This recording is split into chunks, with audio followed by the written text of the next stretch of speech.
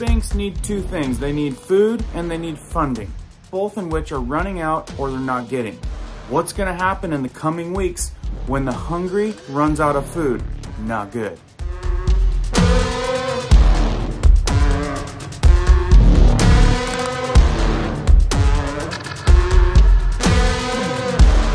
Hunger relief organizations are a network of over 200 food banks nationwide. There are reports of a deficit of billions of pounds of food shortage in the coming weeks. Not only that, they rely on millions of people, millions of volunteers, millions of workers. That's a staffage shortage.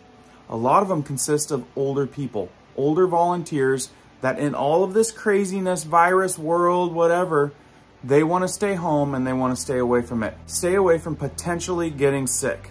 So what's going to happen when these food banks run out of money or food or help? I'm going to tell you here in a minute what's going to happen. In the Texan Tribune reports, food shortages are on the rise. Food banks struggle to help Texans as the grocery prices increase. They're reporting that they're struggling, trying to grab up any type of food that they can because the shortages are real and the funding isn't there. They're part of serving 21 counties in just this small area in the United States that they say the need has surged 25% to 70,000 people in just that small area in the country.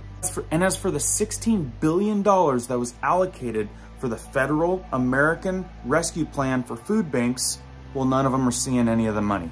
And it's been months. When they get this funding, is there gonna be any food left? Grocery stores are already struggling to keep their shelves stocked. A lot of times these food banks go to the grocery stores and use the funding to put in orders and they'll pick up those pallets at the grocery stores. Well, grocery stores can't even get their own food, so they're turning a lot of these requests down. What happens when hundreds of thousands of people that rely on assistance with food, there's no longer food. There's no longer funding for the food. These people get hungry. What happens to people that get hungry and need food now? When it gets bad, we've seen it before. The stores start boarding up their windows, shutting down their doors, riots, looting. It gets really messy. So this is something that's very important to keep in mind. And also fuel to the fire on getting stocked up now. Get what you need, because in these coming weeks, if that shortage happens, it's not the shortage that we're thinking about. We can go to the store and pick up what we need right now. But when the needy run out of food, where are they gonna go for food? They're gonna be forced to go where we go, which is gonna board up windows, which is gonna shut it down because there's gonna be hunger unrest. So something to think about. Another reason to stock up now, learn about long-term food storage. We do lots of videos on how to store food long-term. We dedicate half of our time in giving you guys how-tos on how to do this. Good educational information. I try to get everybody up-to-date reports, but we also allocate a lot of time on showing you how to.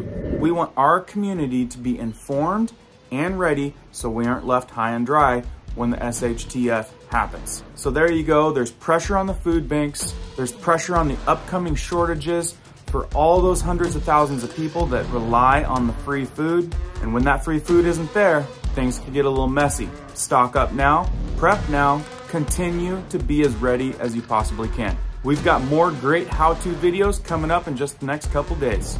So be sure to hit that notification bell if you guys want to stay up to date. We'll see you guys on the next one.